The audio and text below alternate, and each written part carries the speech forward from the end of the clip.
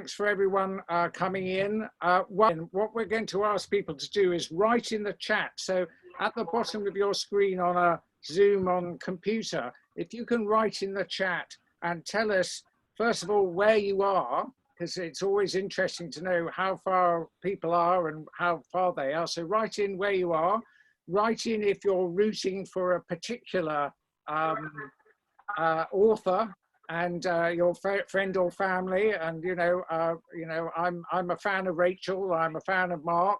Please put that in, because that helps the our authors to feel that they're welcome and there are people out there looking out for them. And the third thing is we're trying to work out what's the right word to use to describe a whole gathering of nature writers. So what's the right common noun? What's the common noun best to describe nature writers? So if anyone would like to start off the chat and get some ideas in. So what's the best word we could describe? And while I'm letting people in, Alana, read out some of the words if people tell us where people are coming from. Okay, so we have Sam Rhodes from Cardiff. We have Carol Hay from Toronto. Wow. We have Nigel Bristow from South London, and he was one of the judges. We have Sarah Bodystrick from Vancouver, Washington, USA. Chris Lomas from Essex supporting his mum, Jane Lomas, that's nice. And some of the words that we have are a murmuration, a gaggle, a moot, a twitter, oh, that's quite a nice one, an esoteric cluster, woodpeckers, a roost, a murder of nature writers. We have a gaggle again, a chuckle of nature writers. Okay, that's great. Now, yeah, thanks, Alana. So everybody, Alana Cook is moderating the chat. Alana is one of our student volunteers. We got a fantastic helping hand from 8 students, 6 from Napier in Edinburgh and 2 from Goldsmiths. And they've been running our social media and communications. So everything about the festival has been run by 8 student volunteers. So a big shout out to Alana. Okay, so I think we've got many people in the room. There's still people coming in, but I think we're going to get the show on the road. So first off, let me try to introduce myself and explain what's going to happen. I'm Andrew Stuck. I'm the a co-producer of the Urban Tree Festival. If we had been on the ground, we would have been in Bell House in Dulwich. Bell House in Dulwich very generously offered us the whole of their premises for the 24th of May. And they have a fabulous house and gardens in Dulwich. And they very graciously said that we could hold all the events that we wanted to in their premises, and that was their offer. And of course, that was the plan until lockdown. And at the time, we knew that we might have half a dozen authors who might be able to come and join us for the event, because many people wouldn't be able to travel as far as Dulwich. So what's happened subsequently, of course, with lockdown, is that online, we can have many more authors contributing. And today we have almost a full selection of the authors from the 2 anthologies. The first anthology is Autumn Colours. This was created through a competition we ran in the autumn, where we asked people to write stories of 250 words or under, which were inspired by autumn colours. And then we also ran a competition this spring in which we invited people to write stories which were inspired by 4 acclaimed writers. That was William Wordsworth, John Clare, Gilbert White, and John Evelyn, all of whom are celebrating anniversaries this year. So that's how the two anthologies came together. That's how we would have been in Bell House. But the other great thing about the Urban Tree Festival is that it couldn't have been made possible without two things that happened. First of all, we received an anonymous donation from someone in Dulwich for £1,000. And we also got a similar grant from the 12 Healers Trust. And that gave us sufficient cushion to invest in all the technology and everything else like that that we needed to do to run an online festival.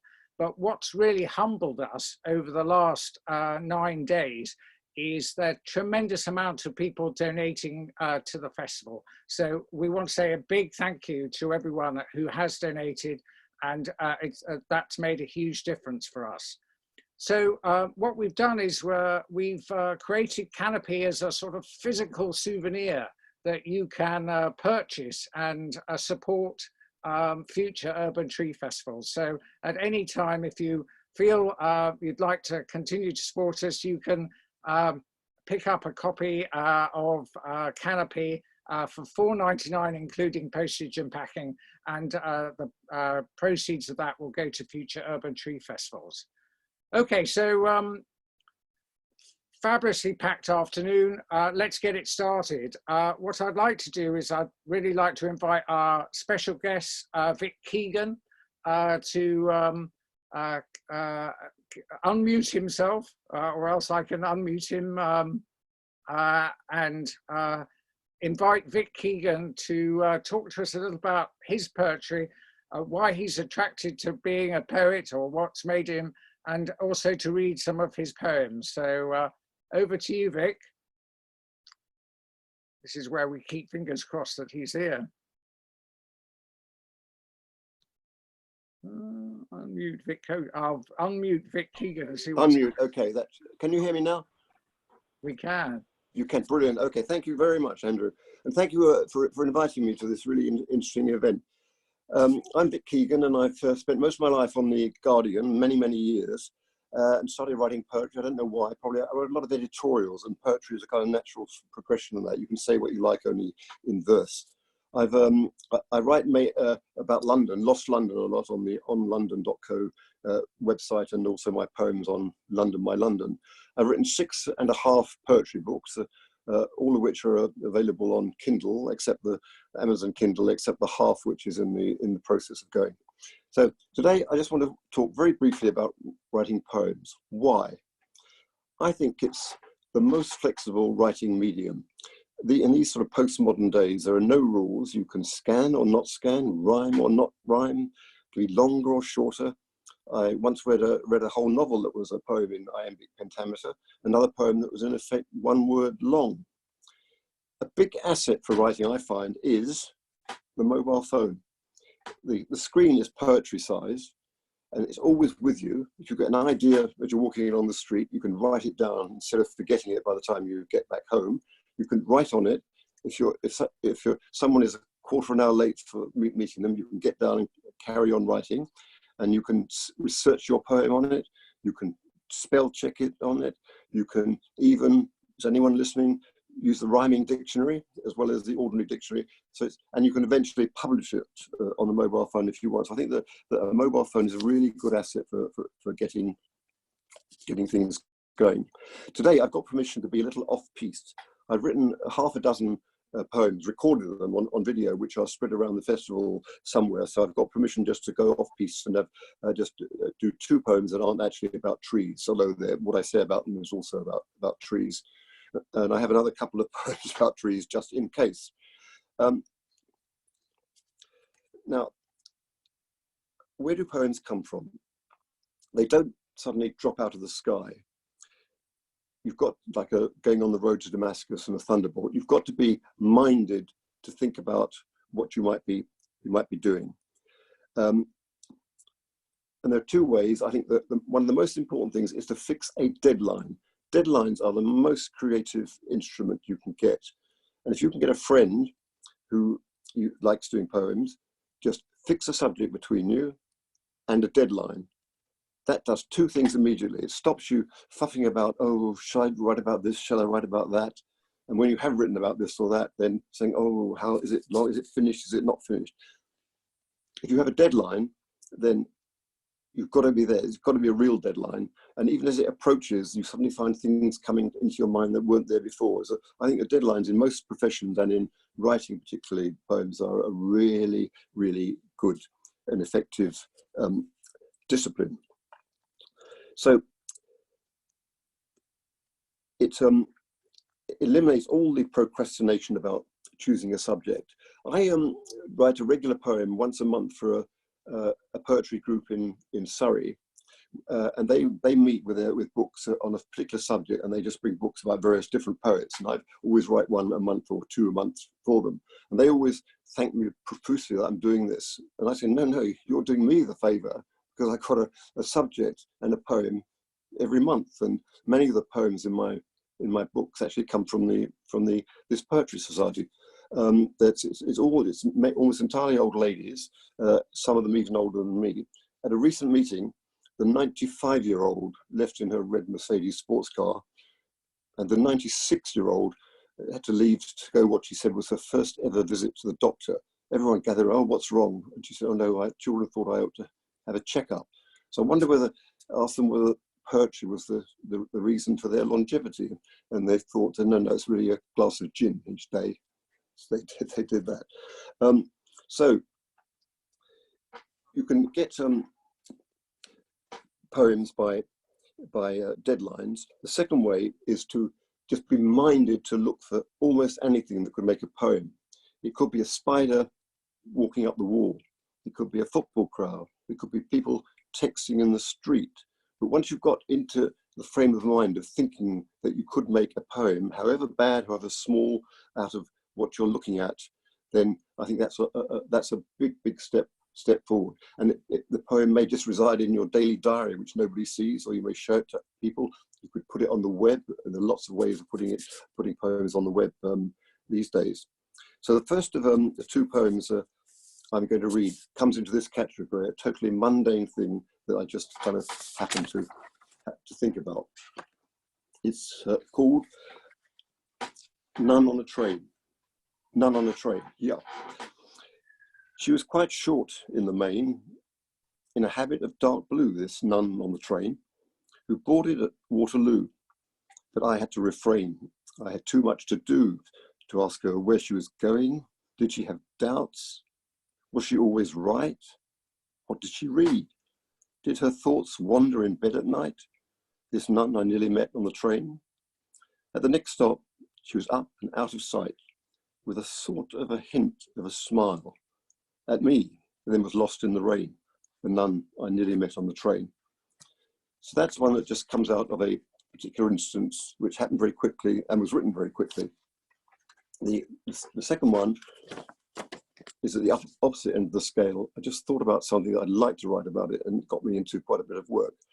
I read somewhere that there was a necropolis railway at Waterloo Station, which used to ferry dead bodies down to a cemetery in Woking because they were worried about running out of burial space in London.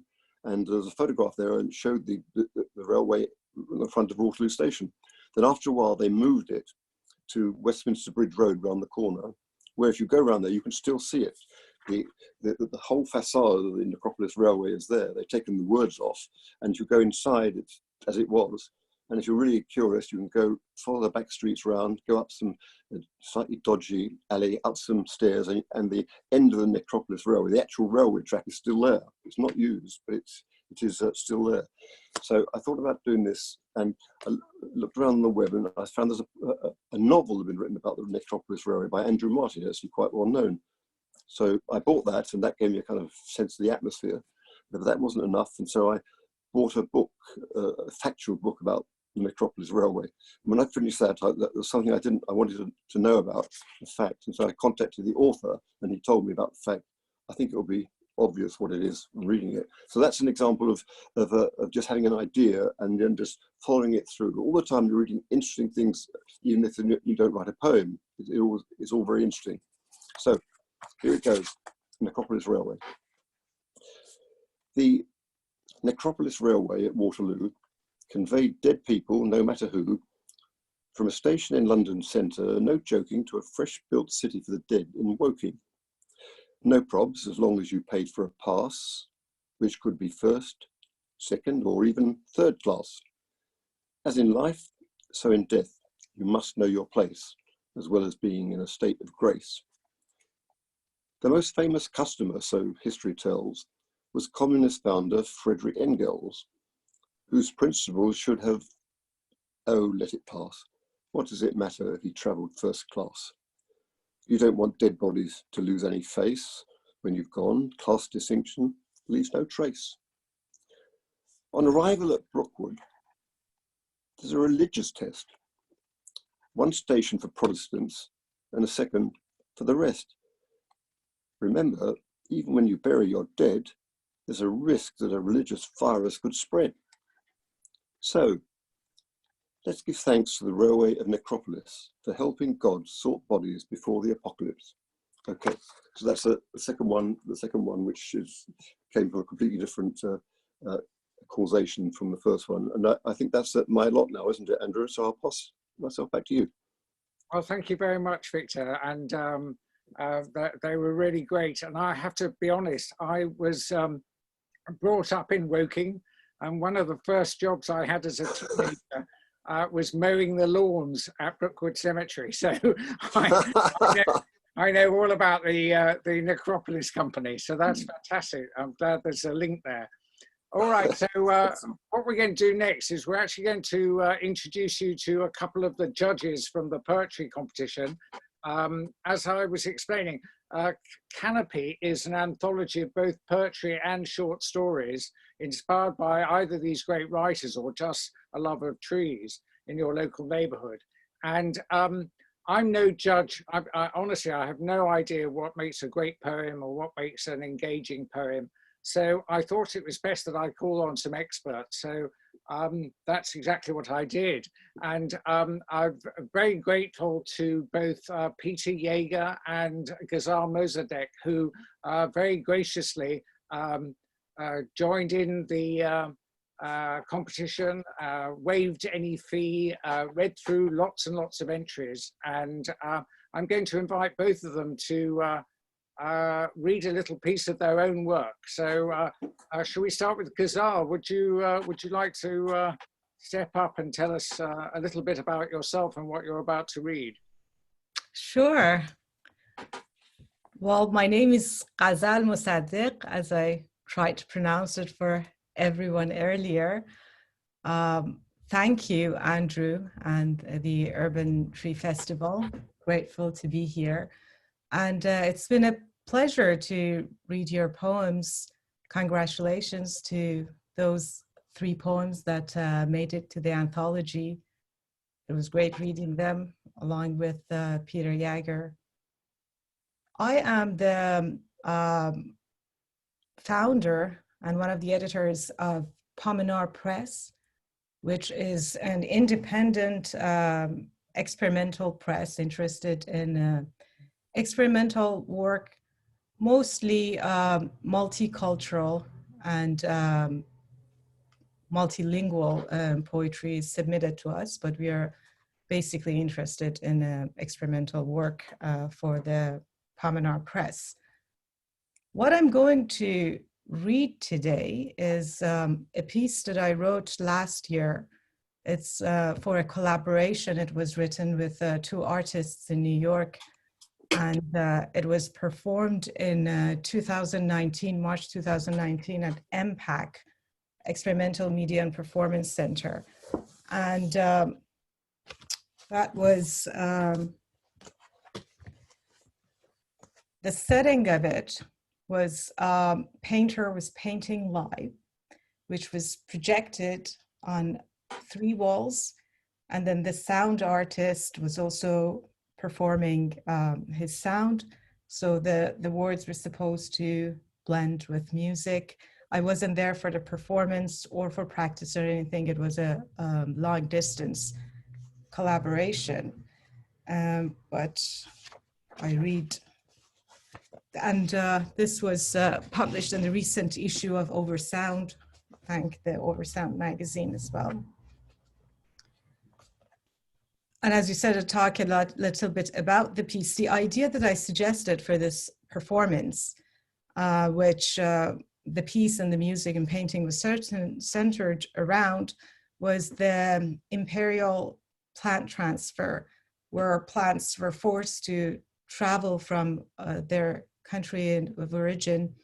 And you know that plants traveled on the sea and from North America, India, the Caribbeans, then later from Japan and East and West Indies and all.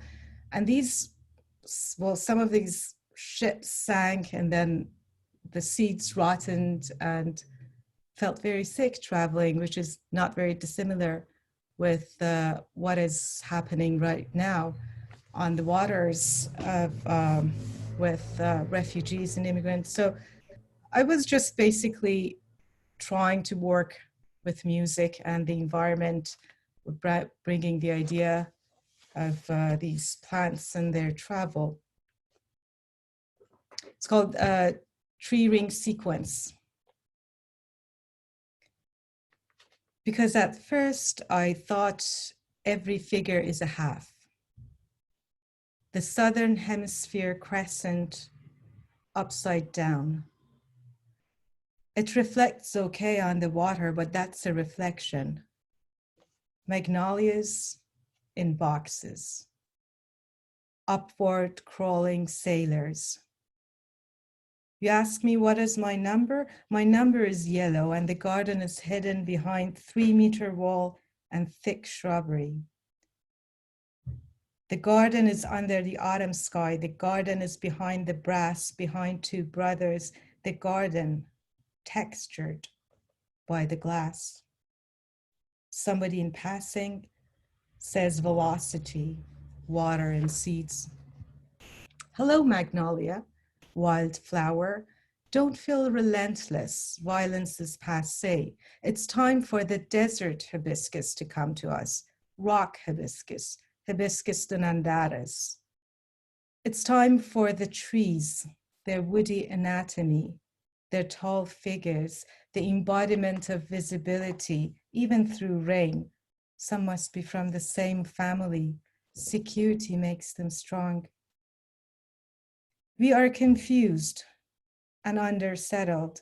I even hear the earth streams, drowned sailors entering marine life, water, respiration, water, water, boxes of magnolias floating with us.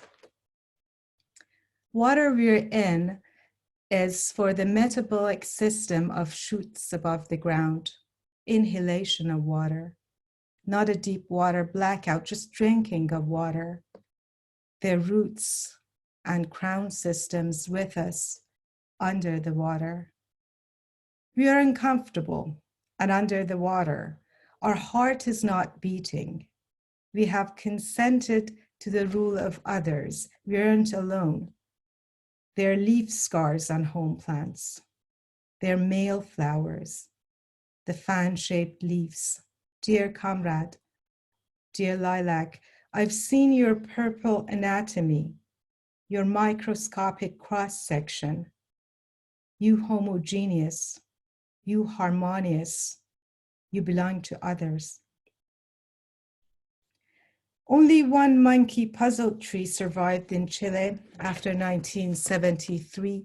Pine needles and eyes, Magnolia stellata, Magnolia virginium wood, purple dress, full of holes done by Annie Alber's distribution of vessels. How typical, an anatomical structure, the last reflection of it on waters. Open shrublands of Canada. Evergreen needle-leaf forests, closed shrublands of America, steppes of Argentina, savannas of Namibia. I dated a palm tree. As a plant on a ship, far from home, I still produced seeds inside the fruits. Here's my growth ring. Here's my heartwood. Here I go down, plunging in water. What is your name, Camellia? What is your alternative name? I learned from your mouth about the possibility of the imaginable, a reversed, detained, mediated, turned down, elusive suggestion of a pessimism I've seen only in palm-like growth afloat. When your branches think you are still alive, and you will be soon alive again, a gap between two periods of defeat. It is to say, I came about the streams of earth floating in the veins. I have to stop here. Some journey starts in our veins, but you never heard it from me. Flora, guava, walnut, ashik tree, tamarind, cardamom, lucky bamboo,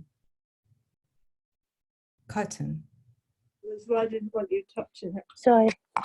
Peace lily, I tried to stop it scooting off my knee. jackfruit, birch tree, elm, hemp, Karela, spider plant, pumpkin, desert tobacco, Nicotina obtusufia lotus, spider, coffee, bonsai, ginger, pear tree, argabon, Boston fern, and thinking about you, black pepper, sansevieria, orchid.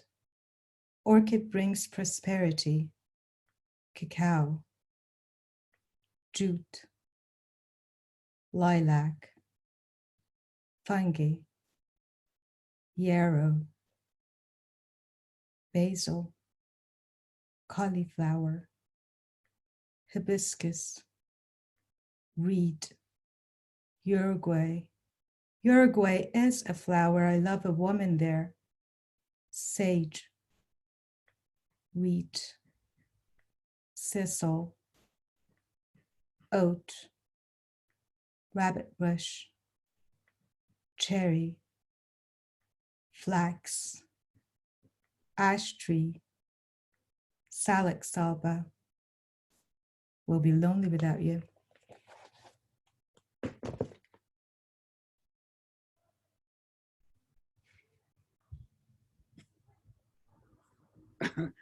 Thank you very much, Ghazal. Okay, next up is Peter Yeager. Peter, are you there? Yes, I am, Andrew. Okay, Can you hear great. me? Will you introduce yourself and read your piece that you were suggesting? Yes, certainly I will. Thanks. Yeah, I just want to say thank you very much to everybody involved with this festival, especially Andrew for setting it all up. And thanks to all the judges. What we did with our judgment for the poetry was we were just very briefly looking for poems.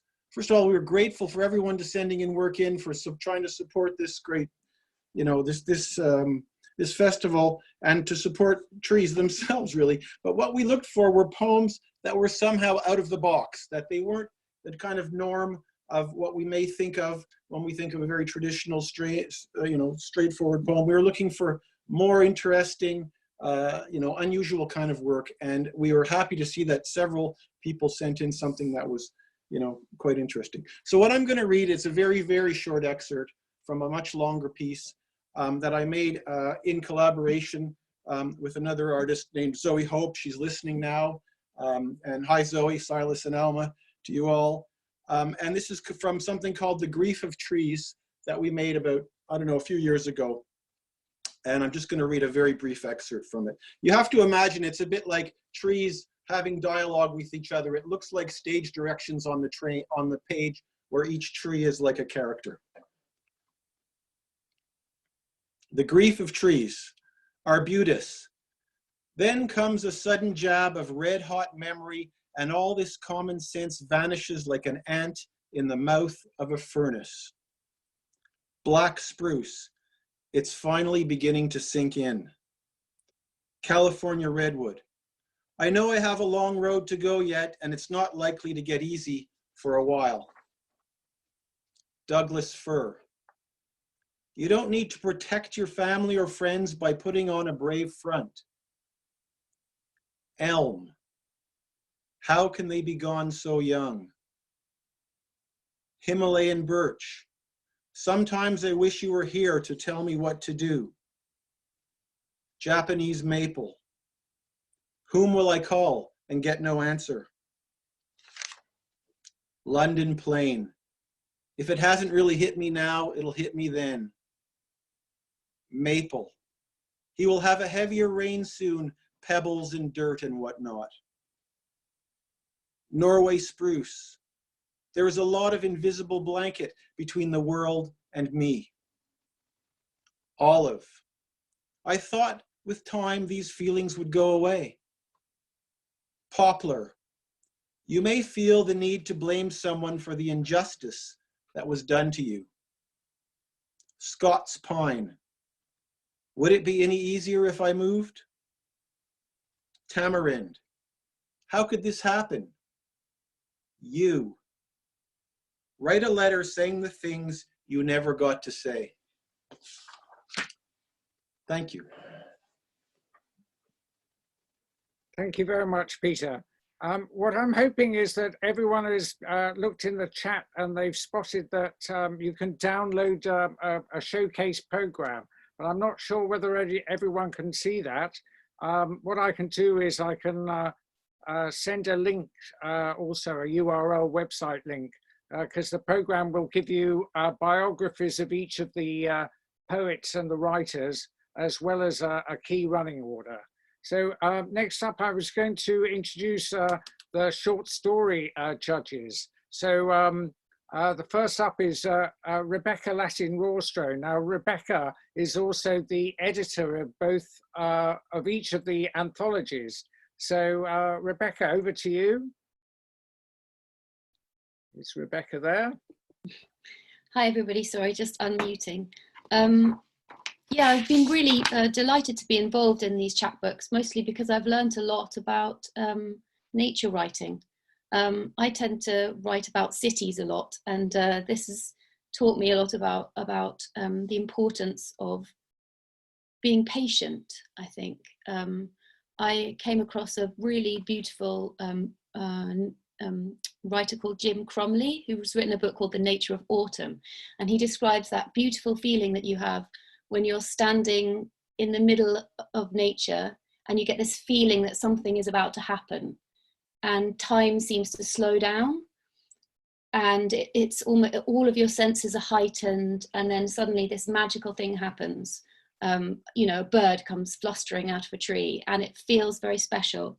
And he describes that very beautifully. And I think working with editing these chapbooks, I've got Autumn Colours here in front of me, has shown me the beauty of nature writing. So I've really enjoyed doing it, and thank you to everybody who sent in their work.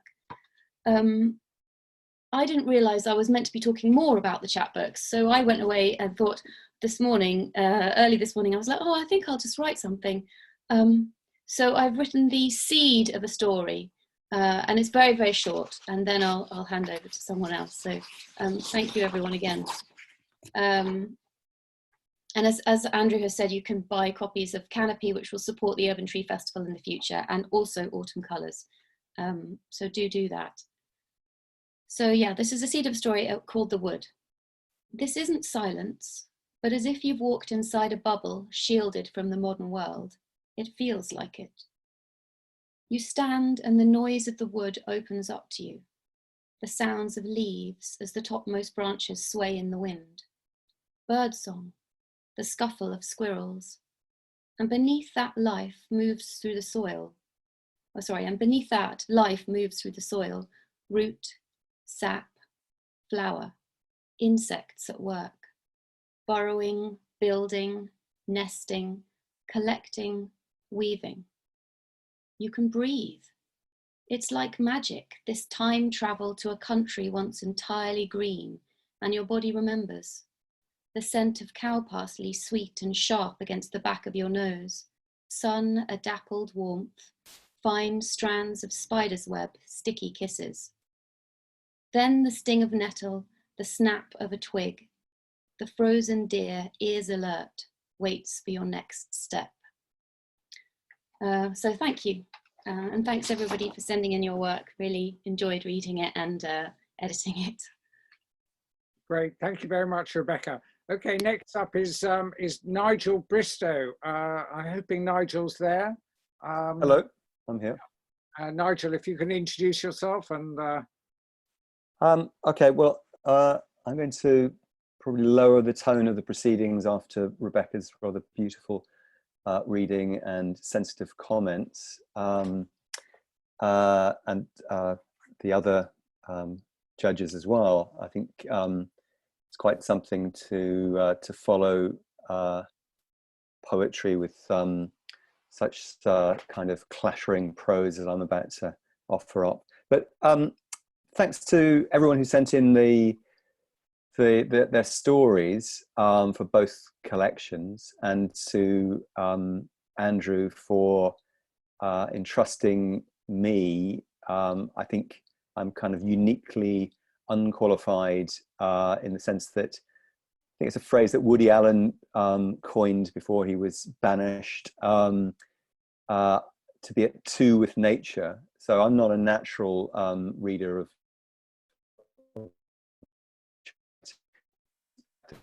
Oh, Nigel, frozen a bit. Okay, Nigel, you might have to repeat. Hello? Am I? Yeah, you might need to repeat that. We lost you a little bit. Do you want to repeat that? You were just about to quote Woody Allen. Oh yeah, well, Woody Allen described himself as being at two with nature. So the fact that these stories stirred something in me is probably a testimony to the fact that they can move even a city dweller like me. I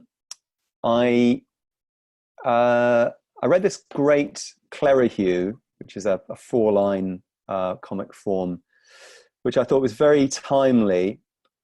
It's by Henry Taylor, who won the Pulitzer Prize. So Henry Taylor, this is his biographical take on Wordsworth. William Wordsworth considered 24 birds worth, a walk as far as the banks of the Wye. There are some things money just can't buy. And I think that particularly spoke to me during lockdown. I just want to thank all the people who sent in their stories, and Andrew and Rebekah and Alban for making the chapbooks possible. Great, thank you very much, Nigel. Okay, so Nigel just mentioned someone who's not on the call, but he is the illustrator and the publisher, Alban Lowe. So a big thank you to Alban, because he's done some marvelous illustrations and has published both of the chapbooks. Okay, so now we're getting on to the meat of this event, because we have a whole crew of fantastically exciting people who have written some really lovely work. So what we would like to do is, what I'm hoping is that people have the program showcase in front of them, but the plan is that we're going to ask someone to read who's a Canopy writer, and the next person who will read will be a Autumn Colours writer, and we'll go from one to the other. We're going to invite people to unmute themselves in sort of groups of 6 or 7, so that, well, what we're hoping is that they can at least feel some energy, because it's very difficult on these sort of Zoom events not to pick up any energy off the audience. I noticed 1 or 2 people in the chat have mentioned that as well. We also have Julian Ashton, who is our reader. So Julian will be reading one of the stories as well, but I'll introduce the author. So what we're going to do is, after we've had readings from 6 or 7 of these writers, we're going to invite questions and answers.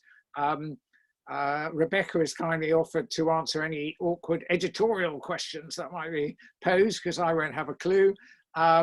but hopefully you can write questions into the chat.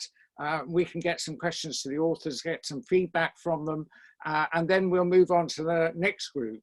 So first up, we're going to invite Robert Hogg, Jane Addams, Electra Rhodes, Sarah Leavesley, Mark Stewart, John Woolner, and Amanda Tuke to all unmute themselves. And we're going to begin with Robert Hogg, who's reading his piece, which is a poem entitled Spring 2016, The Chestnut Forest of North America. Over to you, Bob. Well, thank you very much. I hope you can hear me fine. I'm going to read a poem that was written, as you can tell from the date, 4 years ago now. It's written about an experience I had on my own farm, which I've lived on since 1973. And as the poem points out, we have one of these kinds of farms that hardly exist in Canada anymore. It's all made of paddocks of various sizes, 5 acres, 10 acres, maybe 1 20-acre field, and so forth, all separated by fence rows and tree lines. And so those things are mentioned in the poem. And also mentioned in the poem is the fact that because these things are under duress now, and then certainly when I pass and this farm goes on to somebody new, in all likelihood, all those tree lines will be ripped out with bulldozers so that there'll be more chance for sunlight to get onto the fields and widen the fields, though of course greater erosion will transpire as a result. So this poem, Spring 2016, The Chestnut Forests of North America. Now that earth has about dried up, dust blown quite away, what to do with 2 imaginary chestnuts held in hand, in mind? An arid landscape is there a possible crevice along my fence lines? I could plant them, they grow tall and dance again in wind as once they flourished over all this land. Before a foreign virus, 1900, wiped out massive stands. And if they do, how long last? How long the fence rows I've maintained against progress, hold against greed, margins acquired 1973, still in place 40 odd years on, so much part of me, tree lines, abundant fuel for a household fire, home to how many birds and other small mammals or otherwise, margins of mind survive.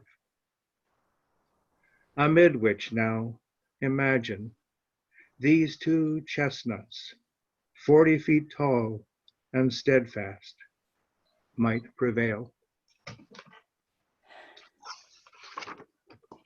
Oh, Thank you very much, Bob. That's terrific.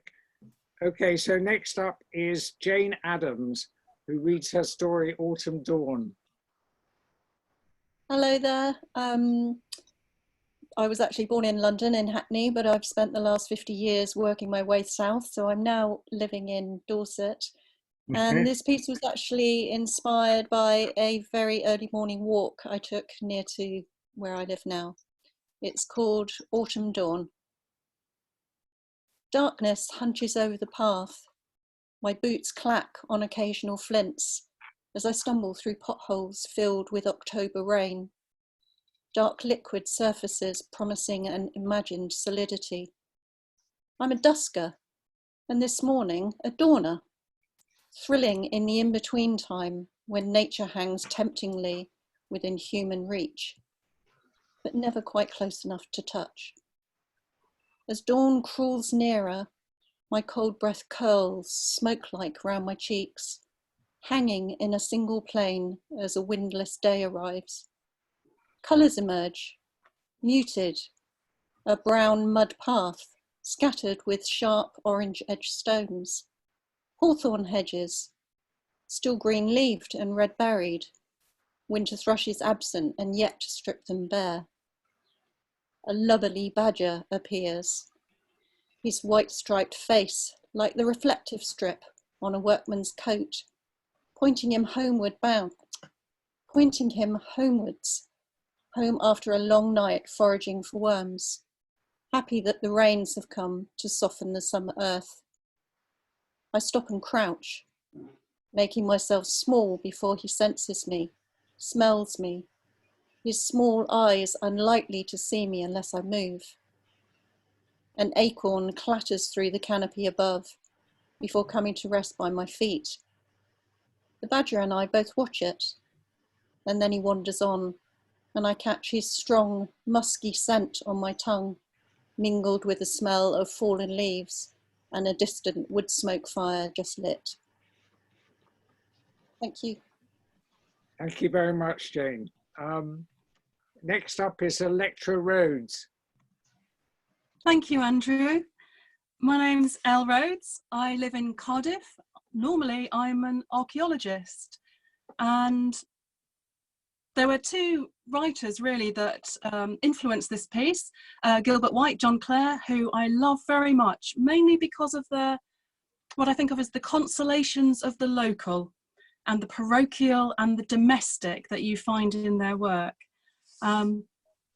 If you haven't read them, I'm sure lots of people have, but if you haven't read them, gosh, I commend them to you. This is a short story, and it's called Grief, Like the Apple Tree, Grows Not Straight. There were 15 kinds of tree in the garden of the old man's house, each with a name, he told me. Not the species, their own name, special. He was quiet, as those who have the habit of solitude frequently are. A bark-rough palm grasping my wrist. Trees would tell you, he insisted gently. Shakespeare had the ken of it, little tongues for leaves, speaking secrets from their heartwood, if you listened. He had a penciled map of his garden. Some he planted in consultation with the others. They had their own preferred companions, just like us. It didn't do to play favourites either. It discouraged them. His wife, though, had loved the apple, and it had given back throughout her not long enough life. Crooked it grew, he said, like sorrow and regret, twisted limbs weighed down by grief. Not now, though. The branches were unpruned and reached out for what they'd both lost. He loaned me a key to take a greeting to his trees. I felt foolish, laying a hand on each trunk. But I picked up some windfalls, and the one I ate was sweeter than the memory of any apple. I took one to him in his care home room that overlooked a car park. He held it to his cheek and listened, a smile spreading on his face. He said he hoped to die in spring, adrift in blossom, pink and white and grey, grey-green, listening to the soft tongues in trees. Lovely, thank you. Next is Sarah Leavesley, reading Rarely. Thanks, Andrew. Hi, everyone. I'm Sarah Leavesley. I also write as Sarah James, and I'm a poet as well as a fiction writer. My piece actually originally started as a poem before it became a flash, and it's inspired by the street tree outside my lounge window here in Worcestershire, and it's from Autumn Colours, so quite a different scenery to the scenery we've got outside at the moment.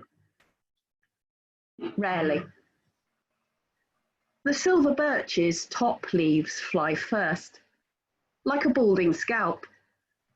November's sunken sky is speckled with thin, jagged slivers of ochre, the colour of an ageing star. The trees' last dream-catching strands reach back for the summer's sun-cast shadows. Each branch, each leaf has its tale. A pause for raindrops, pit stop for buff-tip caterpillars, perch for passing birds. Swifts rest, nest, then test their feathers before they launch southwards on wings of sun and air, their bodies recycled cloud and light. Not a single atom wasn't once elsewhere, though rarely a memory left. Even now, the slightest autumn breeze lifts a new ghost, sends it and me spinning in the wind, fluttering onto another dream. Thank you. Terrific. Thank you very much, Sarah. Okay, so next is Mark Stewart, and Mark has asked Julian Ashton to read his story, The Woodland Chimes. But first, Mark, if you'd like to introduce yourself. Yes, thank you very much. Thank you for organising the event as well. It's a real pleasure to contribute. Just to say very briefly, before we came to live on the South Downs, we lived in a very urban environment, and the story is very autobiographical. I did used to walk between beneath these trees. They do exist, towering oak trees, and I often did it on a Sunday morning when we could hear the church bells ringing. So this is a very real scenario, and I hope you enjoy the story, and thank you to Julian for reading. The Woodland Chimes by Mark Stewart. On a Sunday morning, as the parish bell sounded in the distance, it was his habit to walk beside the trees in his garden, not to pray, but to commune with his congregation. The vaults, walls, and steeples of his church were made of living wood, not the processed material of pew and pulpit. As birds sang their exquisite hymns from branch and bough, celebrating the simple joy of being alive in a way no chorister could hope to emulate, he found a peace that had always eluded him on consecrated ground. And sometimes, at the periphery of his vision, he thought he glimpsed the faces of ancient druids in the bark, a reflection of other eyes that had once gazed upon the trees long ago. Like the door knocker which gave Scrooge such a fright when it transfigured into the visage of his late partner, the momentary transformation conjured other non-human worlds, pagan and numinous realms, the dominion of forest, stream, and stone. Most of all, he was drawn to the trees by the silence they projected, and by something within the silence he often thought he could detect at the very limit of his hearing. Sometimes, when even the whispering leaves fell silent, he thought he could almost hear the trees growing in their very marrow expanded, catching a sound not unlike the groaning of an iceberg or the creak of a galleon's timbers. As in soft madrigals, the trees released their chimes upon the air. Thank you very much, Julian. Thank you, Mark. So next is John Woolner. Now, John is an unusual author amongst us because he actually submitted two stories to Autumn Colours, and both were selected. So, John, you're about to read your first one, which is The Maple Leaf, but please introduce yourself, John.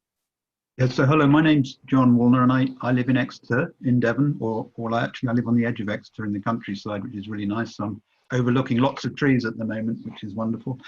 This piece, Maple Leaf, was really inspired by clearing my parents' house after they died, and I found a leaf inside a book. So I won't say any more than that about this piece, I'll just read it now. So who expects to cry on finding a leaf? Audrey did. The stalk was protruding from between October the 26th and 27th, 1969, in one of the voluminous diaries she was ripping pages from and burning. Who wants one's child reading decades of repetitive angst, failures, self-questioning, regrets, struggles, and fears? Epping Forest, said the entry, a present from Felicity. It was deep sobbing, not crying, half a century, 50 years, a rare moment of ebullience. Temporary people teach you permanent lessons, said Audrey's counsellor. Felicity did. The upper surface had the texture of a well-used banknote, whilst the smoothness of the underside was textured with its midrib and veins. Once a living miracle of photosynthesis and gas exchange, it was now like the aged skin stretching across Audrey's bony carpals, metacarpals, and phalanges. Life goes quickly. The thinnest of membranes. Make the most of it. Audrey held the leaf against the bands of sunlight pouring in through the Venetian blinds. Unlike her sallow complexion, it retained vibrant, if somewhat muted, colour, a subtle blend of cider orange, vermilion red, and juniper green. Outside, the autumn wind blew. Against a cerulean sky they fluttered, leaves, splashes of gold, copper, crimson, and yellow, forever falling. October the 26th, a rare moment of connection, love and joy. Before Felicity's life turned to autumn. Live each day as if it's your last.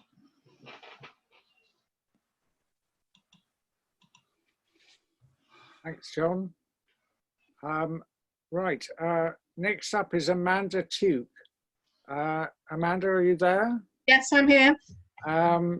Just quickly to say that Amanda has also contributed Sunday Nature Worship to the festival, which was something that a blog that she's been keeping. So she might tell us a little bit about that as well. But you can listen to Sunday Nature Worship and Amanda on the Urban Tree Festival website. So over to you, Amanda. Bedbound bird watching. Thank you, Andrew. Hello, everyone. So as Andrew said, I'm Amanda Tuke. I'm a nature writer and blogger, and I'm based in the suburbs of South East London. And I visit my local wood, Sydenham Hill Wood, every Sunday, write a blog about it, and recorded some of those blogs, which is the Sunday Nature Worship. So if you like this, please go and listen to them. Be most grateful.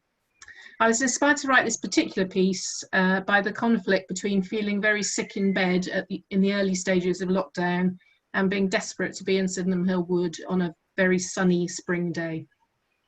So, bedbound bird watching, an escape into the canopy. The first day, I barely had the energy to lift my head off the pillow. The second, while still prostrate, I am just able to raise my binoculars. I shoot through the lenses and out across the road into the leafless branches opposite. And there's lots to see. Long-tailed tits dangle and swing like restless feathery fruit. A chiff-chaff flicks its tail emphatically as it shouts its name from perch to perch. And a pair of warring blue tits tumble down a trunk, transformed from the benign garden birds so familiar to us. Crows rise agitated from the treetops. With a sumptuous wingspan, a buzzard erupts, and on the warm spring air, determinedly climbs a helter-skelter to escape the mobbing. With this visitor sent packing, the residents settle back down. Among the oak leaf buds, a great spotted woodpecker rests for a while, and then begins vigorously preening. Her crimson undertail flashes in the sun as she contorts to reach the most challenging feathers. Nearby, plump wood pigeons sunbathe on golden lichen-encrusted branches. Crows, the neighbourhood watch, lope across the woods, ever vigilant. But it's a squadron of parakeets flipping through the branches who shriek the next alarm. High above them, a sparrowhawk lingers, then adjusts its flight path downwards to intersect with the muscular progress of a pigeon. Both predator and prey struggle to control their trajectories in the brisk wind, and today the pigeon has the advantage, making its escape into the canopy. Thank you. Thank you, Amanda. That's great. Okay, so now's the time if anyone wants to pose a question to those authors, or whether any of those authors would like to pose a question to each other, do please do so. We'll watch the chat, and what we'll also give you a plug. If you want to buy either of the books, Canopy or Autumn Colours, you can buy it from the Urban Tree Festival shop. As I say, all the proceeds of Canopy will go to future urban tree festivals. So please do make your purchase if you so wish. Now, Alana, have you spotted any questions from for that group, or is it just praise from everyone? I think it's just praise, isn't it? So far, it seems like just praise, yeah, at the minute. which is lovely. Okay, well, thank you to all of you. And what we'll do is we'll call on the next group of authors to come and to unmute themselves. We have Nick Fox, Sharon Pinner, Albert Pellicer, Penny Hedge, Paul Chown, and Jane Lomas. But we actually start with an author who's absent. Sadly, Andrew Anderson, who's from up in Edinburgh in Scotland, he works for the government, whoever they might be, and he's on a shift 1 till 8 today. So he said to me, not only can I not be with you, but I can't really watch it afterwards either. So, but the good news is it will be posted on the YouTube channel, and we'll give you the URL to the YouTube channel in a short while. But first, let me try and introduce Andrew without him being here. And say he describes himself as a civil servant from Bathgate, Scotland, writing fiction in his limited spare time. And he can be found at Twitter at SOORPLOOM, Saw Plume. Anyway, I'm asking Julian if you can read Andrew's Sayonara Kyoto. Indeed. Sayonara Kyoto by Andrew Anderson. For one fleeting week in spring, our new love made the forest blush with the pink of sakura. By the time its petals lay rotting in the damp of the rains, we had already separated. Time, ever the placebo, had healed, and in fall I was drawn back to Kyoto. Passing through the Torii Gate, I paused to watch each tree reverently discard its offering upon the pond. My eyes tracked the faint ripples until they disappeared against a deceptive patchwork carpet, which could never have supported me and the baggage I still carried. I immediately felt your absence in the dappled light, associating autumn's rich palette with vivid memories of you. The sun and foliage collaborated cruelly to display a range of overfamiliar colours. I could see the orange glow of your cigarette in the rowan, your threadbare yellow scarf in the ginkgo, your oak green eyes watching me from the branches. The maples had singled me out by reserving their finest leaves to taunt me with the deep crimson of your favourite lipstick. In that moment, I knew I would never return here. Sayonara Kyoto. Thank you, Julian. All right, next up is Nick Fox. Now, Nick has, he lives in South Norwood and doesn't have a particularly good internet connection, but I'm hoping, Nick, you're there. Let's see if we can unmute Nick. Nick, can you hear us? Yes, I can hear you, yes. Great, okay, and we can hear you. So you're up on stage, your turn. Okay, I may disappear again, but I'll try. Yes, so I live in South London, very near to the Spa Wood, one of the remnants of the Great North Wood. And I spend quite a lot of time there, but I know that a lot of my neighbours never go there, which I think is a shame, because we need to value our green spaces. So that's really what inspired this story, The Guardian of Spa Wood. Thanks for being such a good neighbour. Keep in touch. We won't keep in touch, although I have been a good neighbour. I have looked after his spare key. I have taken in his Amazon deliveries. I have lent him my screwdriver. But he rejected my greatest act of kindness. One thing you must do, I had said during our first conversation 2 years ago, is to walk along that footpath between Grange Road and Spa Hill. It's magical, so unexpected, a woodland track joining two ordinary London streets. He had promised, but he has never set foot on that path, even though he passed it every morning on his way to the bus stop in Beulah Hill.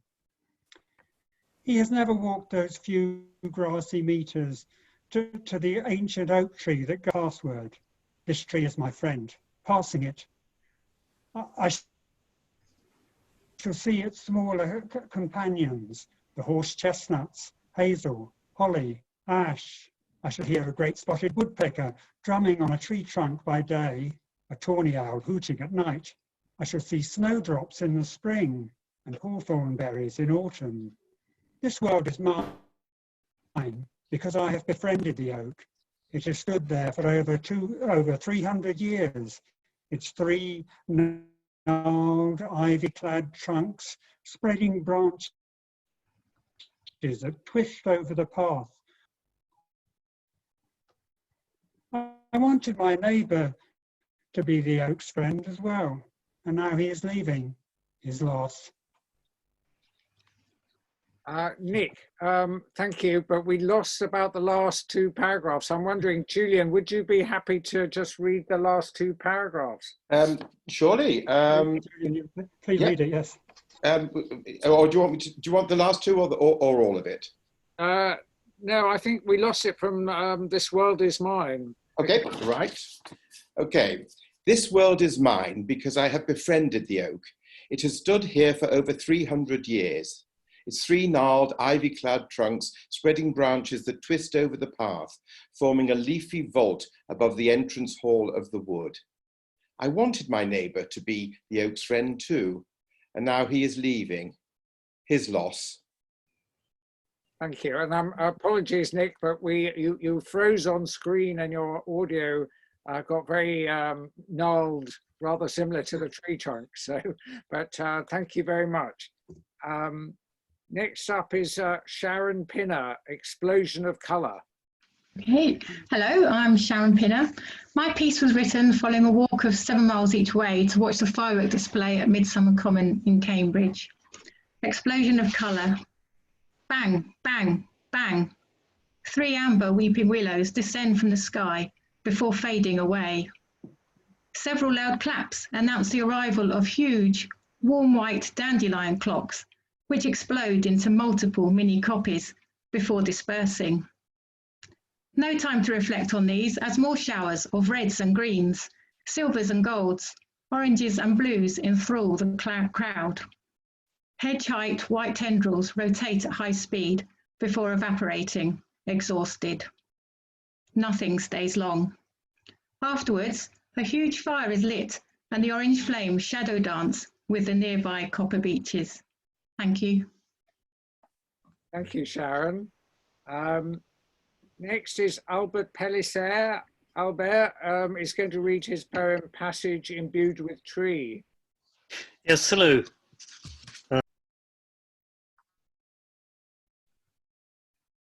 No, we can't hear you, Albert. Can you hear me now? Yeah, we can. Yeah, please introduce yourself. And thank you.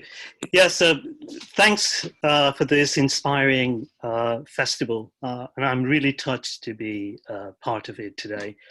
My name is Albert Pellicer. I'm a lecturer in creative writing and foreign mother and languages. And this poem is actually a passage. It is like a musical movement. And it poses in its temporality and the things that happened when you pay attention to the landmarks, which are trees. She closed her eyes with the glasses on and retained the shape of a car leaving shadow. Drifting, drizzled, every house was an evening lit, in between branches. I want that corner to move. She passed by, she said, sound perked, inside out. Urban furniture below, misunderstood parrots, soliloquy. Textscapes, stills of autumn, urge her to know in time tamed trees. A fetch dog barked, then howled rings. A year passed not even by, sirens inciting puddles, and initiated solecisms. Parrots flew afar guided in city street greets. A maze solved, migrating to the touch with nothing. She shrugged and creased the air. Transient, the mountain distant, jumped to its foot, for she'd learnt against and scrape their feathers. It chanced to know each leaf shaken. Thank you. Thank you very much, Albert. Next is Penny Hedge reading her story, The Old Goat Willow. Hello? Can you hear me? We can. Oh, good. Right. So my name's Penny Hedge, and I've been thinking for some weeks about the autumn colours and autumn scenes for this competition, looking for a hook, looking for inspiration, and really just getting nowhere. But then it suddenly occurred to me that maybe I could bring the colours to an incident that had left me feeling a little bit cross, play around with it and maybe diffuse some of that negative emotion. And that thought became The Old Goat Willow.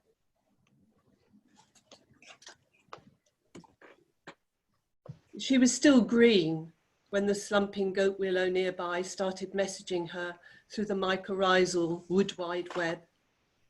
In truth, her leaves were looking dry, and there was incipient brown and orange mottling at their edges, but the overall picture was still verdant.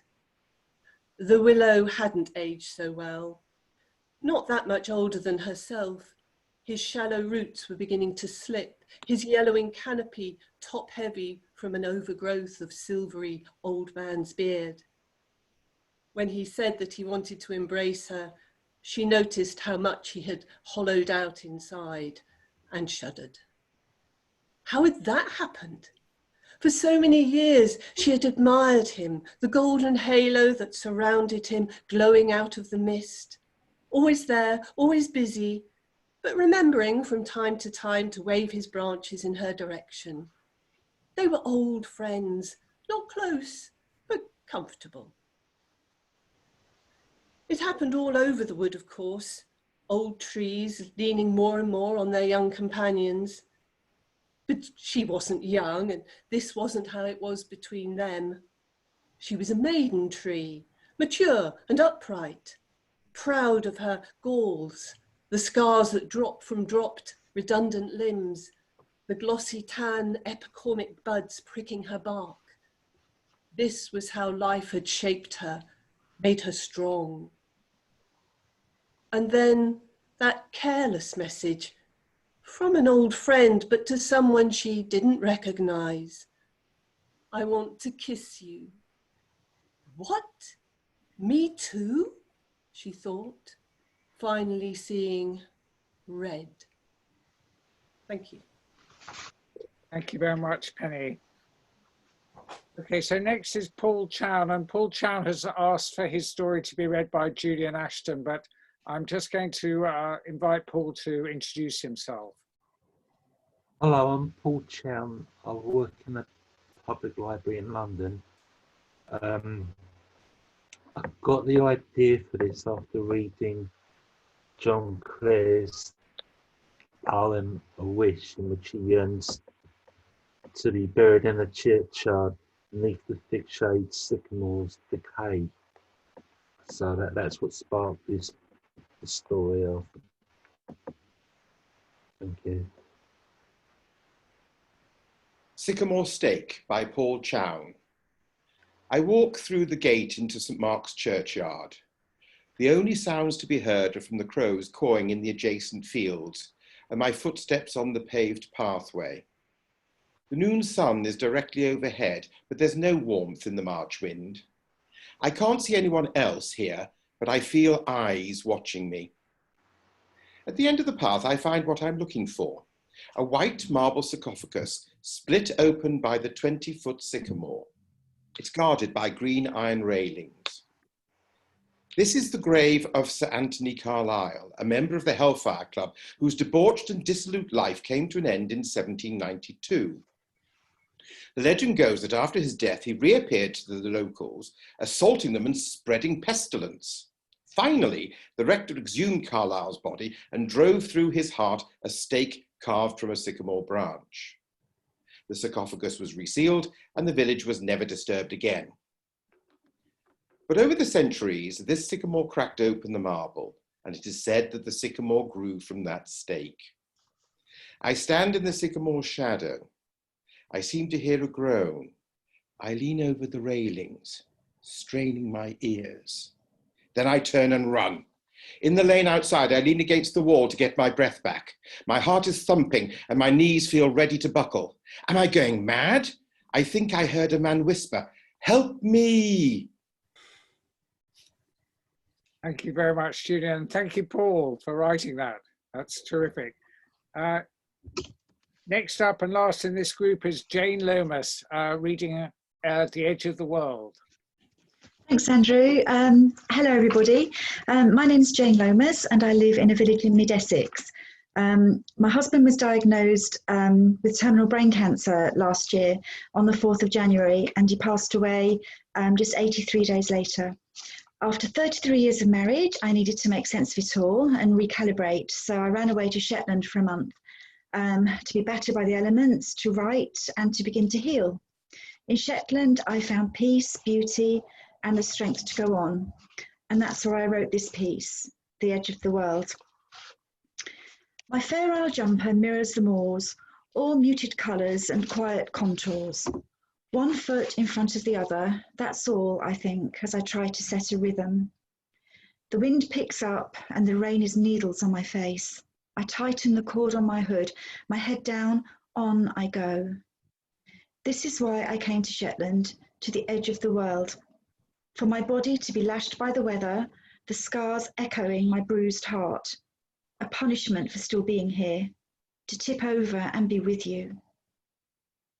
Peat bogs line the road like friends did at our wedding, and the wind showers me with its confetti of rain. But I keep going, one step, then two. We used to love to stroll through the autumn leaves, holding hands, marvelling at the reds and yellows, how the maple would be aglow in the sunlight. Here there is no red or yellow, little sun to light my way. The winds gust and the sea thrusts, and I keep going, one foot in front of the other. To be at the edge of the world is comforting, but it doesn't pull me as I'd hoped. It waits, watching, it's not my time unless I choose. Before I came here, that's what I wanted. But now I turn my back on the mean horizon. One foot in front of the other, the wind at my back, as I head south, bringing you with me. Thank you so much, Jane. Okay, so we're at the point where we have a short break. Are there any questions or comments that anyone would like to raise? If you type them into the chat, we can unmute you and invite you to ask the question. Please don't be too bashful, otherwise we'll be whipping through the next ones too. What I'll do now is I'll just post the YouTube channel. This is the YouTube channel at which all the events that live events have been recorded, and so you can follow up there, and it's also where you'll find this event being recorded. And so the next few days a video will appear, and we have to thank our student volunteers because they've been doing sterling work putting the videos onto the YouTube channels. So are there any questions, Alana? Have I missed anything, or is there? Yeah, a question has just come in from Alice Whitehead asking, how many times do writers rewrite their work before it is done? Yeah, so should we open up? Alice, would you like to, are you a writer yourself? Let's get you, would you like to say something there, a bit more than have your question read out? Can you hear me? Yes, we can, yeah. Oh, lovely. Yeah, I am a writer myself, so I'm always interested in the writing process, especially when it comes to kind of editing your own work and you know, when you're writing, you always love to describe things, and you know, there is a moment when you think everything you write is amazing, but I think when it comes to the editing process, you hone it down to something you know, more special. I'm just interested to know how other people work with that. Would any of the authors like to suggest how they what their remedy is for? Can I say something? Of course, it's Mark Stewart. I go over and over and over my stories. I think there's a perception that short fiction is somehow easy to write, less demanding than a novel. I don't agree with that. I spend sometimes weeks, months, even years going back to my stories. So I think for me, the golden rule is revisit, polish, rewrite, do it again and again and again. And I look at some of my file dates and they go back 2016, 17, 18. So yeah, I just go back over and over and over it again all the time. Would any other author like to comment? I think for me in writing, it's I've also done quite a lot of ceramics in the past and sculpting, and to me writing's a little bit similar. That it's not just you write something and it's finished. There's lots of kind of taking away and adding until you're really happy.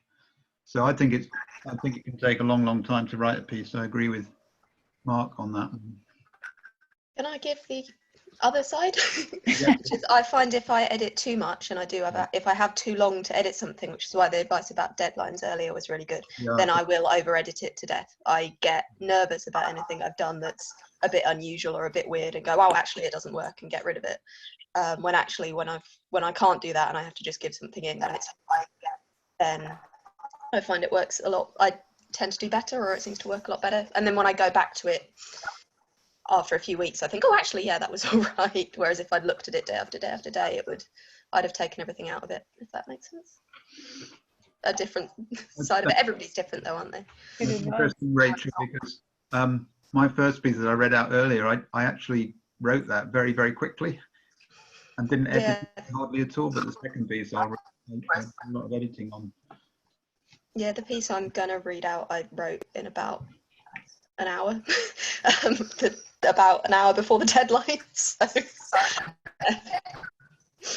Great. Is there anyone else that has a question to pitch to these authors in particular or in general? There was I actually asked a group of nature writers if they could give me tips about writing about nature, and they were similar, echoed the same thing. They said, edit, discard, redraft, edit. And I thought, well, that's not very helpful, is it? But actually, I guess it is. I guess that's what one needs to do. Anyway, let's move on to the next group, the final group. Yeah, I also find it really hilarious. Oh, hello, is someone trying to tell us something? Is it possible for me to say a little bit more? Can you hear me? No, we can't. Just talking early. Can you hear me? I'm really sorry, whoever that is, we have a very distorted line. No, I think it's Sarah Mosadeq, and I think when she talks, it comes in on like a 5-minute delay. So she'll say something and then it's coming in massively delayed afterwards. Well, that's a real shame that we can't make out what she's saying. The trick might be to turn off the video. Sarah, if you turn off your video, you might get better internet.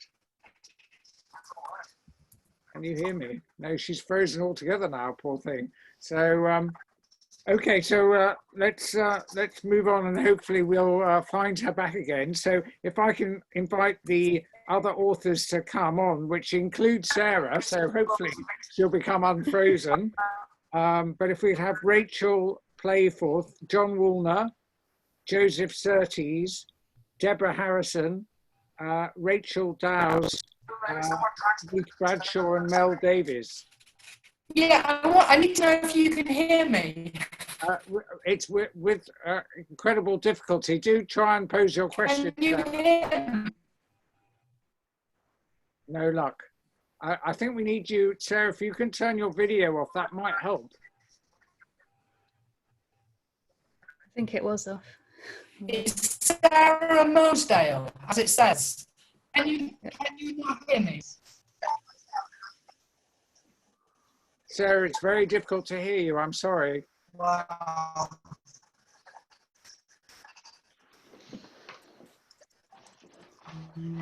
Okay, so I think we'll I'll move upstairs to nearer the Okay, Sarah, we'll come back to you, hopefully. Oh, hello. I'll move upstairs closer to the router. Yeah, I'm in the next group of writers, so I'm supposed to do reading in the next group. Yes, we know, Sarah. Yeah, we're good about that. We'll be back again. Let's try and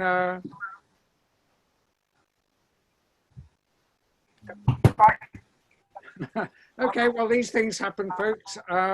If we can, we'll get the next group up and yes, indeed. That's why I'm asking.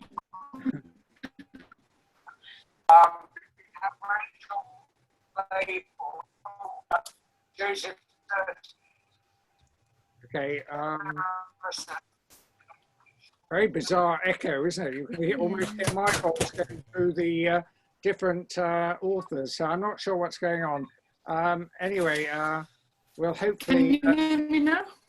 A little bit better, Sarah. Yes, we can. A little bit better.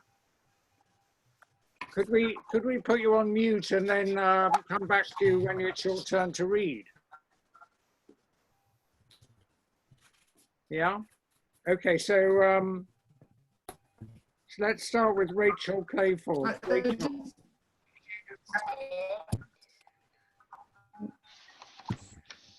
Sorry, is Sarah off now or? I don't know. It's very difficult to tell. I'm really sorry about this.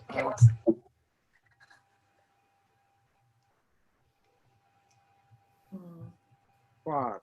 Okay, shall we try, Rachel? I'm so sorry. We'll try, yeah. Okay.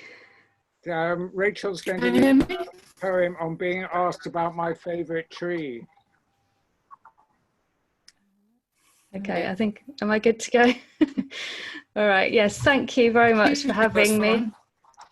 Okay, I think I'm going to have to eject Sarah. That's all I can do.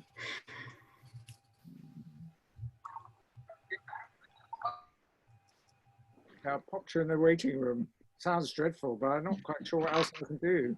Yeah. Okay. When you get a chance. Should I start again?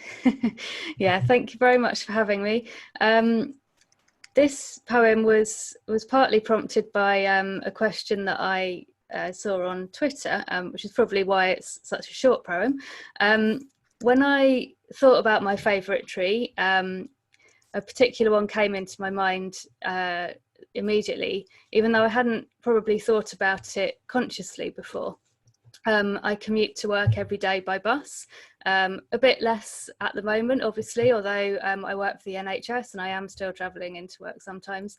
But I just love the fact that this gorgeous beech tree is just kind of casually standing there next to my bus stop.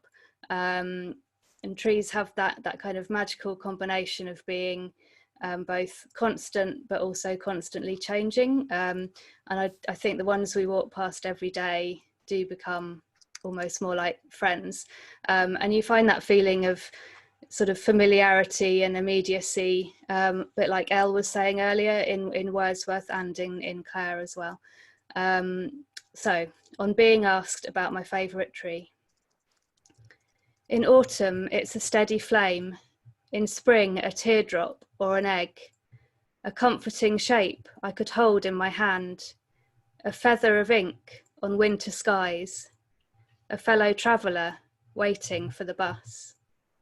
Thank you. Thank you very much, Rachel, especially under slightly harrowing conditions at the beginning. John WOOLNER next, reading his other story, The Last of the Mohicans. Hello. So yeah, this piece was really inspired by a trip to America last year in September, and it was the first time I'd been to the States. And in many ways, it's a reaction to being dragged around by some friends to Dunkin' Donuts, Starbucks, McDonald's, and drinking Coca-Cola. But more seriously than that, I think it's really based on going to Plymouth Rock and seeing a very small plaque, which very small, which was hardly noticeable amongst all the other things there. So I'll just read it out. So it's called The Last of the Mohicans. So Usamekin's statue is auburn bronze, the colour of late autumn. As I set off for the Berkshires, he steadfastly gazes across the Atlantic, indifferent to the biting wind and sleety rain. But I cannot leave the Sachem of the Wampanoag tribe behind, despite the spectacular fall greeting me on Washington's October Mountain, once home to the Mohicans, people of the continually flowing waters who lived freely here. His chiseled face, muscular torso, plaited hair and peace pipe, ornamented with brown bears, the indigenous Indian, has taken root in my psyche. Close to Usamekin, protector and preserver of the pilgrims, I'd seen a small plaque, barely noticeable amongst the crowd surrounding the supposed Plymouth Rock, shops selling tacky souvenirs, fudge and Coca-Cola, and the tombstone to 104 souls who died within a year of leaving the Mayflower. It marks not Thanksgiving, but a national day of mourning for mass genocide, theft of lands, and a relentless assault on culture. I take tea on the balcony of the Red Lion Hotel in Stockbridge, its steps prettified with ribbons and pumpkins. October mountain slopes a kaleidoscope of canary, butterscotch and honey yellow, ginger and apricot orange, and cherry and lipstick red. And yet, with each falling leaf, I imagine each of the millions of people slaughtered. Departing, I pass a sign, Solid Rock Ministries. Slouched in the doorway of the church is a Native American. He swigs from a bottle and has glaring, bloodshot eyes. A fall indeed. Maybe he's the last of the Mohicans. Thank you, John. That's great. Okay, so next is Joseph Surtees with Sink in Earthwards. Thanks, Andrew. Hi, I'm Joseph Surtees. So my story is about a sort of huge oak tree that stands in the middle of Bruce Castle Park in North London, and it's collapsing under its own weight. And I suppose it's also about the role of symbolism in relationships. It's called Sink Earthwards. That tree looks lazy, he always said, as we came into its sight, and I would tighten my grip on his hand. He would insist, see how its arms dip low to the ground, how it sinks earthwards. Old oaks are the most human of trees, he said, Irish giants coming to their rest.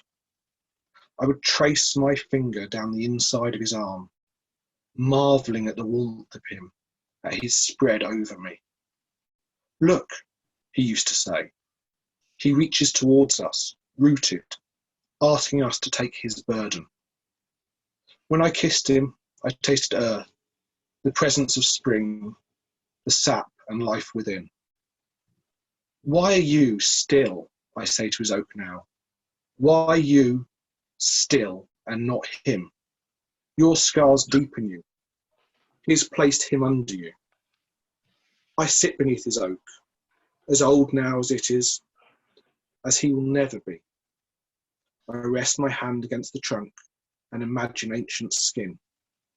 Children laugh, and I think they see me as growing from his oak. To his grave, moss-covered, I talk about his tree.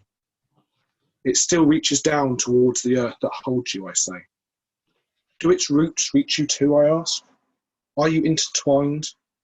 Do I speak to you both? Perhaps they answer in the feel of his hand, no longer in mine, rough bark against old skin. Thank you.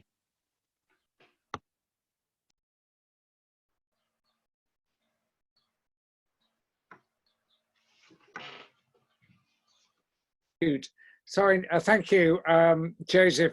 Next up would be Sarah Mosadeq, and I had removed her because of her audio into the waiting room, but she has disappeared altogether. So that's a shame. But I'm asking Julian. Julian, are you able to read her story? Or I'm not sure whether you've actually got a copy of it. Is Julian there? Julian's disappeared as well. No, I haven't. I just put myself on mute there.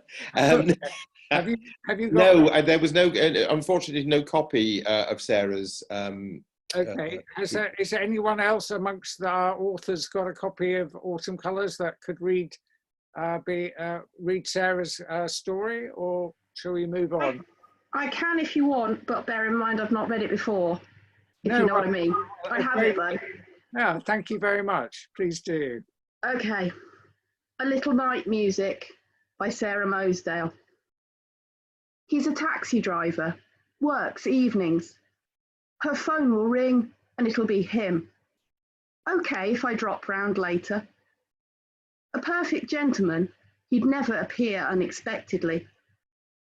She almost always says yes, though if she's too tired, he accepts that, no hassle. Then it's a quick bath, perfume, makeup.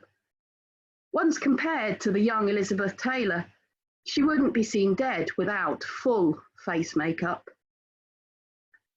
She'd met him in an East Street cafe. In those days, before her arthritis got too bad, she loved London street markets. Eye out for a bargain, a top or scarf in her colours, those autumnal golds and russet tones. A little banter with the stall holders she got to know over the years. Always ladylike. An educated woman, ex-teacher. It was obvious when she spoke. Regular sit-downs, tea and a cigarette. She'd smoked heavily for decades. That wasn't about to change. There was a limit to how many things she could reasonably be expected to give up. She noticed him in the cafe straight away. Those James Bond good looks, she said. Swore blind the only seat left was at the table where he sat alone. When she got out her packet, he leant across with a dashing smile. A gorgeous smile was the actual phrase she used. Anyway, they chatted and she liked him. When she got up to leave, he asked for her number. She said she'd only hesitated a moment and thought, hell, why not? Well, thank you very much. One terror deputising for another. So thank you very much. Okay, next up is Deborah Harrison with Millennium Wood. Hi. Hello, my name's Deborah. I'm an environmental campaigner and journalist. And just before lockdown, I was on my way back to Scotland and I got caught in lockdown. So I've been looking after my dear dad, who's 90 and a retired doctor. So that's where the inspiration for my story came from. So the story's called Millennium Wood. And here we go. So, slow down, friend. Walk softly through the snow. Follow in my footsteps into the white wood. Breathe in the scent of winter crystallized on the frost-bitten fingers of the trees, slashed by Arctic winds across Beskar moss. Local farmers dug a Neolithic canoe out of the sodden peat, carved from a living oak when the world was flooded. Look about. What do you see now? Can you imagine the spring? Life returning after this cruel, bloody winter. He helped plant this wood, my father, the doctor, on weekends off between surgeries and night calls, hospital visits, births and deaths. He never spoke to us of death, even when he lost her, his beloved. Instead, he planted trees for his grandchildren, oak and ash, rowan and holly, birdcherry and elder. For he was our father, true to his word, believer in life, always doling out tough love to protect us so we would survive. But will we all survive? This time it isn't floodwaters or fire, it's plague, a ruthless pandemic that's got us in lockdown, going stir crazy indoors, being told stay home, protect the NHS, save lives. Whilst outside, spring explodes into blossom, pink and white, magnolias and wild cherry, drifts of petals, a tide of confetti on the grass. So patiently we wait, my father and I, under his oak tree, watching acorns crack into new life. Thank you very much, Deborah. Next up is Rachel Dowes, reading Leaving. Hi, I wrote this when I was leaving a job, and I was very sad about leaving that job, which was managing Sydenham Hill Wood, which a few people have mentioned, which is part of the Great North Wood, which some other people have mentioned. And it's quite funny coming back to it now because I was very sad then, and it's strange looking back on that now, rereading this. But leaving. It's not a change. All spring and summer, chlorophyll's bright green shines, feeding the tree, sugar from sunlight. Lime hornbeams in April, mottled oaks in August, the leaves wear a mask of life. The weather shifts, chemicals change. The tree cannot afford to keep the leaves alive. The cold is coming. For the tree to live, the leaves cannot. Something has to give. A build-up of cells at the base of each stalk. The leaf keeps making sugar, but the tree has moved on. Starved of sunlight, the chlorophyll breaks down. The green fades. The yellows and oranges were always there, under the bright chlorophyll colour. Carotenes, unwanted sugars, break down into anthocyanins. Red, pink, purple. The leaf shows its true colours as the tree dismisses it. The cells at the base of the tree form a seal. The leaf is cut off, disconnected, from twigs to branches, trunk to roots, to the great mycelial network of fungi which connects every tree to its neighbour. While the sun shone, the leaf was the most vital part of the system. Now it is alone. A gust of wind and the leaf is let go. In time, the worms will drag it under. That same fungal network will digest it, incorporate it, send it back up into the tree.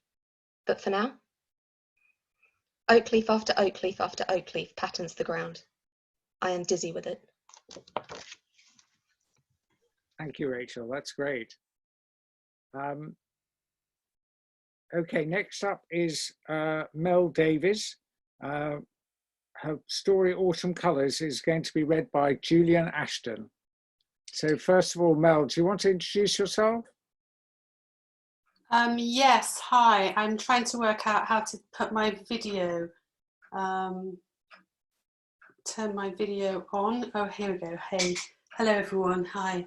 I wrote this piece when I was feeling old and I was thinking, well, I'm probably in the autumn of my years, and I was invited to one of my oldest girlfriends. It was her daughter's 21st birthday, and we were going to a club in Brixton, and it just came to me, and I wrote it really quickly. I didn't do any edits on it, and it was about feeling older, realizing that I wasn't a teenager anymore.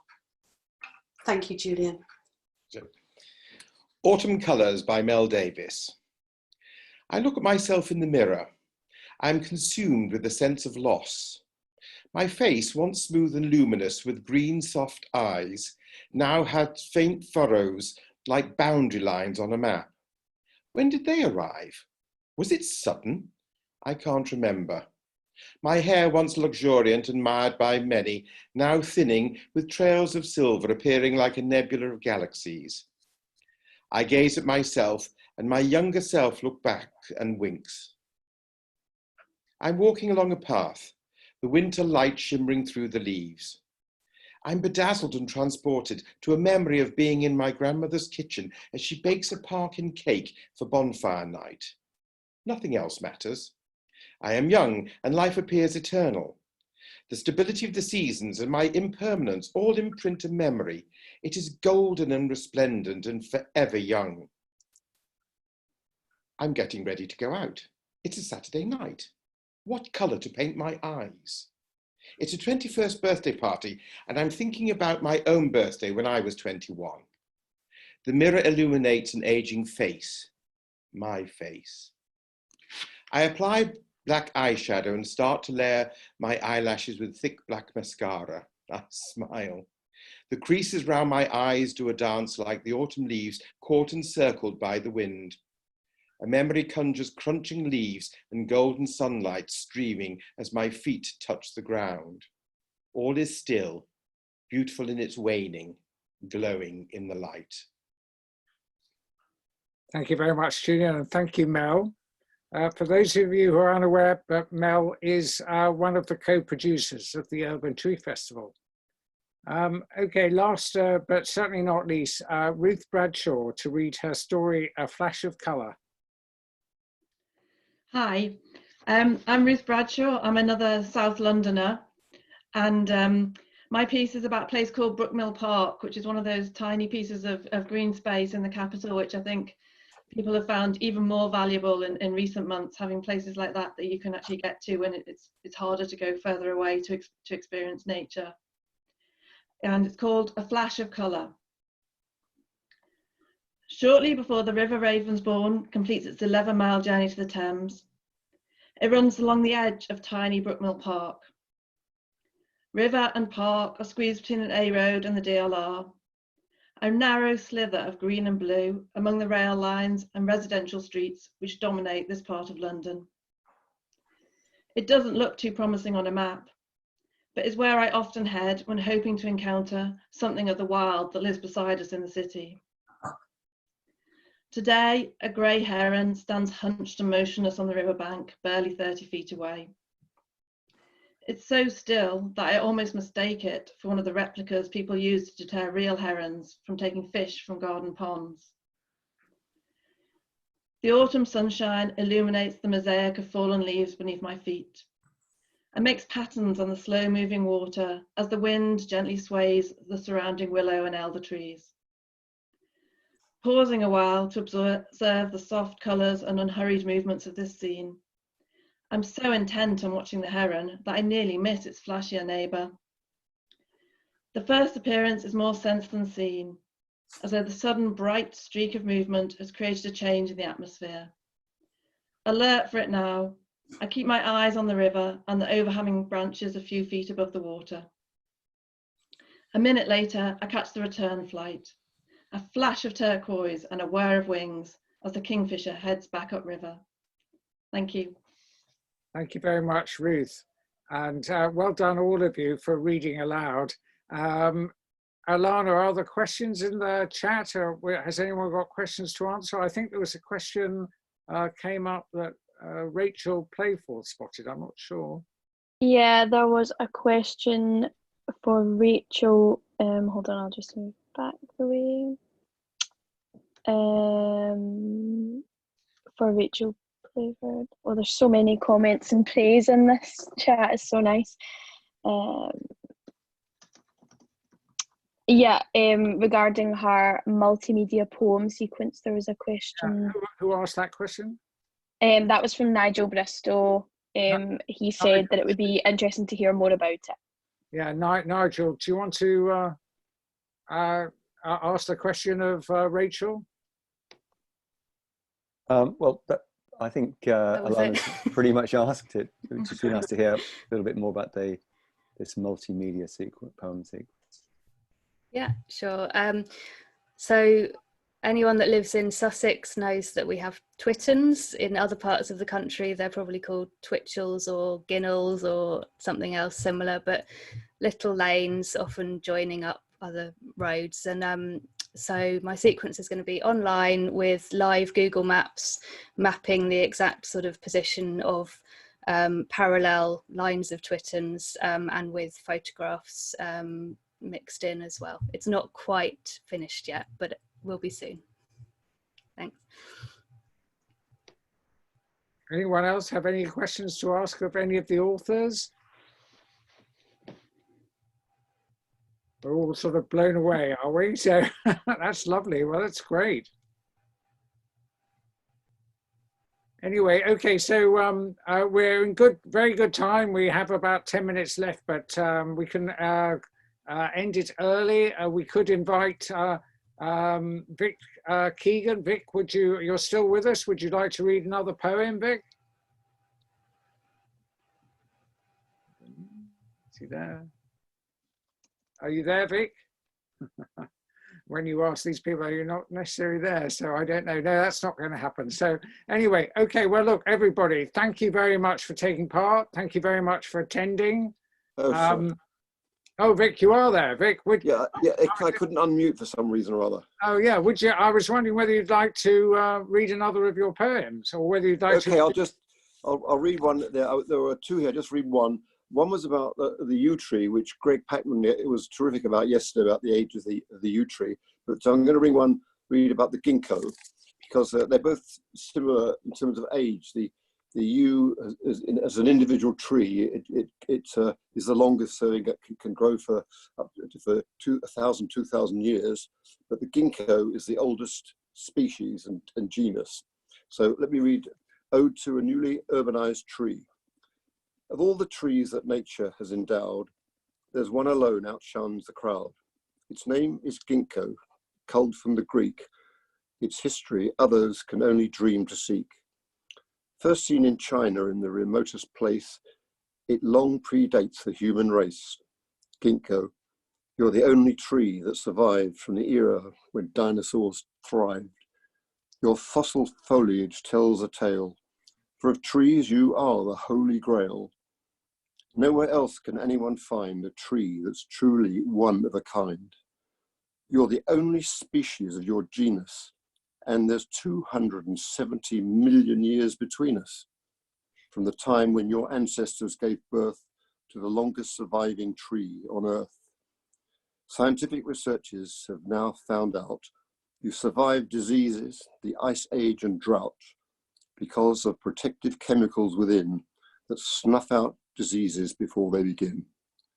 What better tree then for London's streets, whose tough criteria it easily meets, and by cash-strapped councils highly regarded because they hardly ever need to be pollarded. So let's give praise for London's new tree, a survivor from the bowels of prehistory. What more do you want in the age of the tweet than friends of the dinosaur in your local street? That's it. Oh, thank you very much. That's really lovely, and a really nice way to end today's Write About Trees. So Write About Trees is the last event of the Urban Tree Festival, and I really want to thank everybody who has contributed to this event. All the writers, to Vic, to Peter, Ghazal, Nigel, Rebekah, to Julian, who did the reading, and to Alana, who looked after the chat. There's detail in the chat about where you can buy the book. Please do continue to donate to the festival. We'd love to see you all back next year. That's the plan, is to come and run the Urban Tree Festival again. And thank you very much to my friends and colleagues who've all volunteered and put this festival together.